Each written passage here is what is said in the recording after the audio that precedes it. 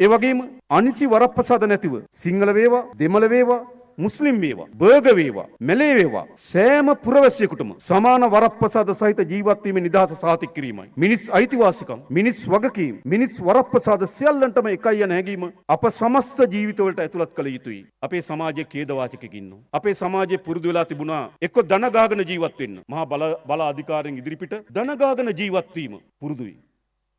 එසේ නැත්නම් බියටපත් වී ජීවත් වීම පුරුදුයි. පුරුදු දෙකක් තිබුණා. එක පුරුද්දක් තමයි මහා බලය හිමි කණ්ඩායම් ඉදිරිපිට දන ගාගෙන ජීවත් වීම උන්ට පුරුදුයි. එසේ නැත්නම් මහා බලවත් කණ්ඩායම් වලට බිය ජීවත් වීමට උන්ට පුරුදුයි. හැබැයි උන්ට නිදහස ප්‍රජාතන්ත්‍රවාදී රාජ්‍යයක ජීවත් වීමට පුරුදු නෑ සමහර කණ්ඩායම් වල. ප්‍රජාතන්ත්‍රවාදී නිදහස ඒ හැම කෙනාම ගෞරවය ආරක්ෂා කරන දෙයක්. හැම කෙනාගේම වටිනාකම් ආරක්ෂා කරන දෙයක්. හැම කෙනාටම සම අයිතිවාසිකම් පුදන දෙයක්. හැබැයි කණ්ඩායම් ඉන්නවා ප්‍රජාතන්ත්‍රවාදී නිදහසට ජීවත් වෙලා පුරුදු නෑ. උන්ට කැමති ගැටුම, උන්ට කැමති අපහාස, උන්ට කැමති අවලාද. මේක අපේ රාජ්‍යය.